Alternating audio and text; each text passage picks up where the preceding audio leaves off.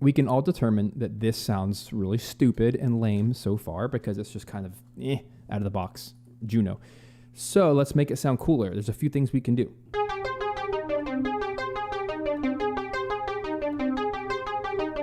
I really just want to, let's get the synth sound right, and I feel like the rest of the track will kind of write itself. So those are all eighth notes. Let's make them perfect eighth notes with quantizing the fronts and the backs.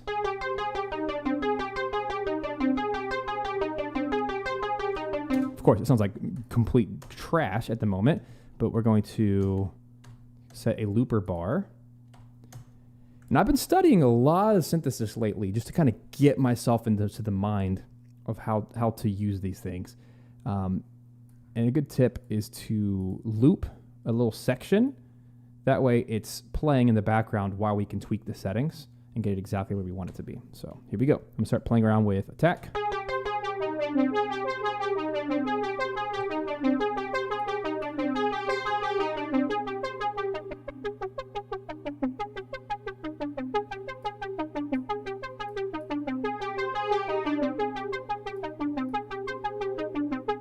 I would much rather use my hands on real knobs, but this will have to do. I love the chorus. Let's do octaves.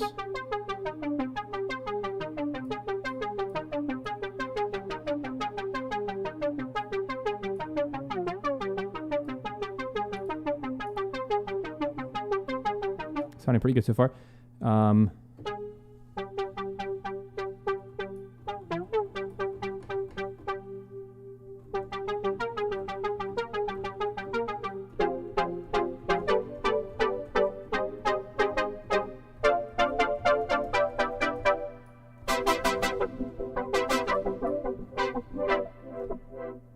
That's pretty cool. I won't do any kind of like wobbly stuff just yet.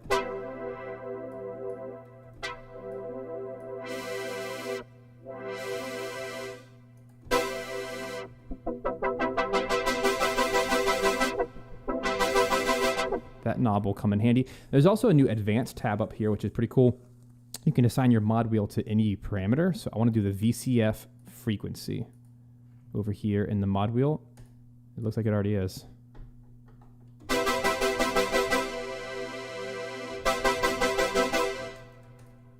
But how do I turn it on? That is the question. VCF cutoff is exactly what I want. Ba, ba, ba, ba. That's pretty cool. You can kind of hear it. Looks like it's doing the frequency instead. I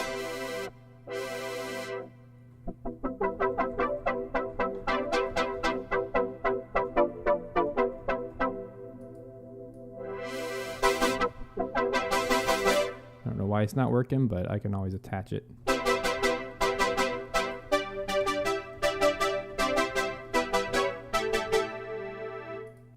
I do not like the reverb though. All right, let's listen. There it is.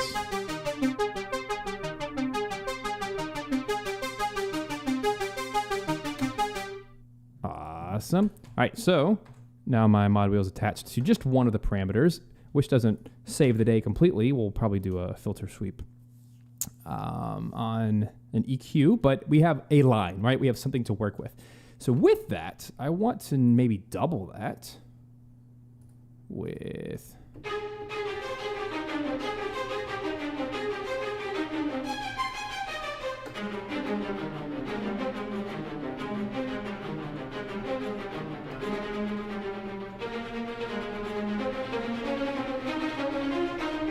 Really get into this tempo.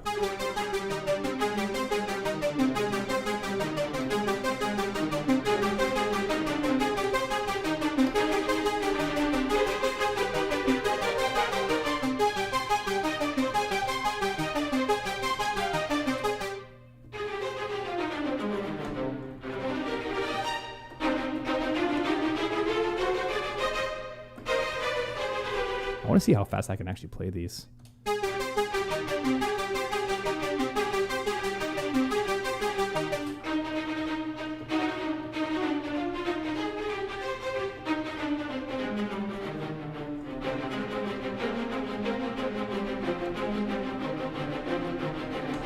let's do this because it's an ostinato.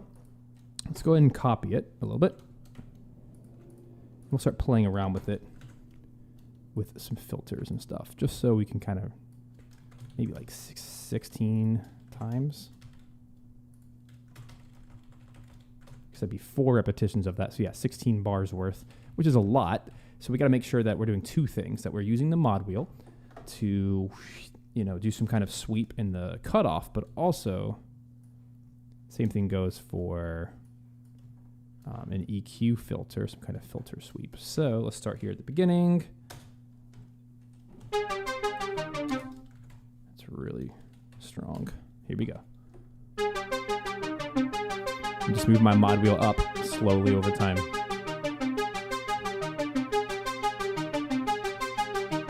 Oh no. So I got rid of all of my repetitions. There we go. One more time.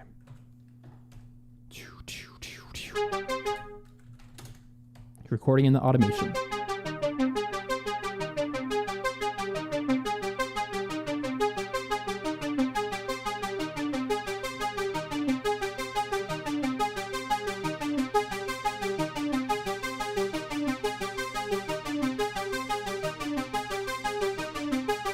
That's pretty good. Gotta say, working with software is so much faster. You guys watched me, if you were here last week, oh my goodness gracious. If you were here with me last week, I was recording the Poly D, and it just takes so long to go back and forth and tweak all the knobs, which is so much fun, of course. It just takes forever. We can all determine that this sounds really stupid and lame so far because it's just kind of out of the box Juno. So let's make it sound cooler. There's a few things we can do. First thing is over here, my mixer. Let's throw on an EQ, just a basic, non-colored, this is just a neutral EQ inside Pro Q. So I'm going to take a low-pass filter. We're going to slap it on at the beginning. And we're just going to ride it for 16 bars. So I'm going to hit W for right, and we're literally just going to go to the beginning of my track and start moving it with my mouse. For 16 long measures. Slowly.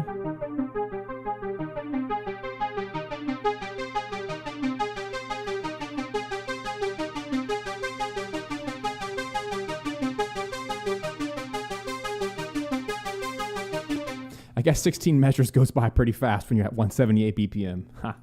I thought it was going to take way longer, but that wasn't very long at all. The other thing I want to do, this is a plugin I was recently turned on to, which is pretty revolutionary. It's called Retro Color. RC20 is its nickname. This thing is so stinking cool. I am just using the free trial version of it right now. They give you 10 days free trial, so I think I'll be buying it. It's $100 though. I got 7 days left. Cool. This sucker is so cool because it adds humanity back to sterile digital synths. You have all these different categories here: noise, wobble, distort, digital space, and magnetic. And it's so cool. So check this out. I'm going to start tweaking and adding some things, and it's going to all of a sudden sound like it's straight out of, well, real life. So there's the noise. I don't want a ton. That's good. Wobble is my favorite because it does some pitch bending.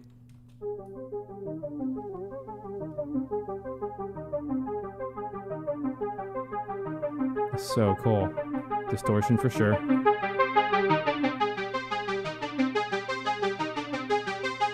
That's starting to sound real.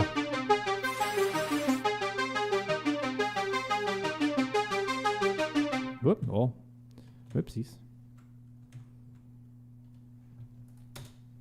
Lost all my screens. Hold up. There we go. Let's do space. This is actually a really cool reverb. Yeah. That sounds good.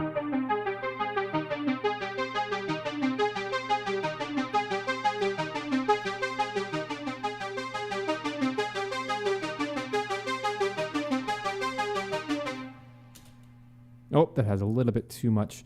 So a good way to test any plugin like this is to start and stop and then listen to, the reverb, especially when it's louder. So it's a little bit too much space, a little bit too much noise, too much magnetic. But right in that, 5 to 10% does a lot. So there we have it. So now this sounds a lot grittier.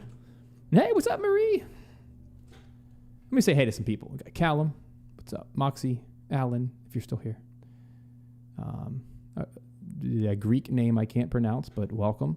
Terrence, Cough. What's up, guys? What's up? So this is sounding way cooler. Too much wobble.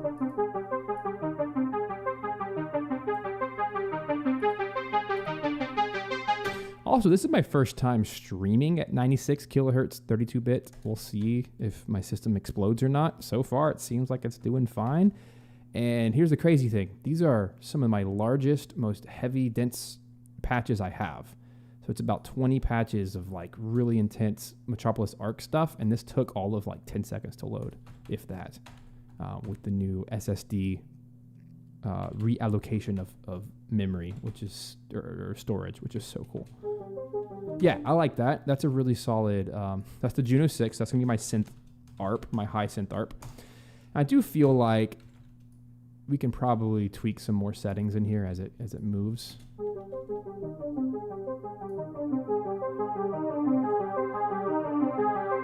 Like that.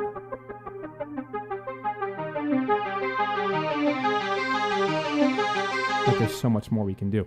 So this is the main event today, is this synth ARP. So it has to be cool and it has to change over time.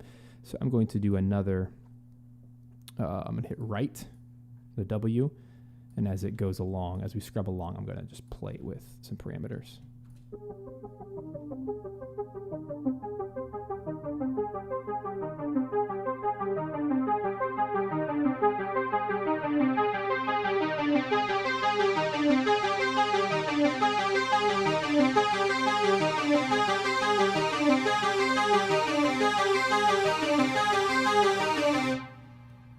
Yeah.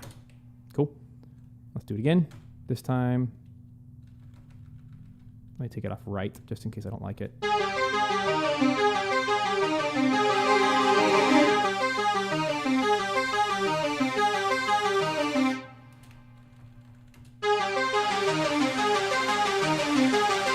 Oh, I love that noise, that white noise. Oh, I love the Juno. So I'm going to start, I'm going to do another pass of writing automation, and I'm going to just play with the noise.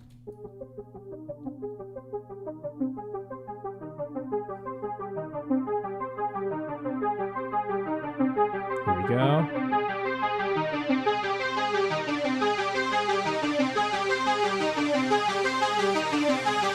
Yeah. And then we pull it back down. Awesome. The only thing else I would probably change is the sub, is how much sub's coming through, like the bass. So let's go back. Last pass, we'll just do, we'll let that sub, because it starts off as 1 octave, and I want that sub, like I want that sub bass to come on through. But not immediately. It needs to come over time. So here we go, one more pass.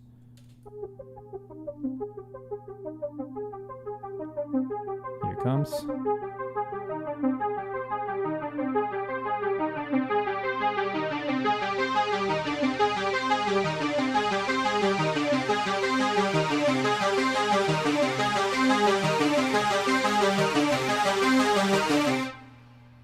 Sweet. Now we're talking. That's just one instrument. Come on. Has 7 automations, 6 automations. But that's what it takes. That's what it takes to write good synth lines. Is they're moving and they're energetic and they're doing stuff, you know? Hey, if you liked that video and you'd like to check out more of what we do inside Video Game Music Alliance, I encourage you to check out our free case study. This is a quick guide that shows you how we helped one member increase his monthly revenue to $10,000 per month with video game music, and how you can too.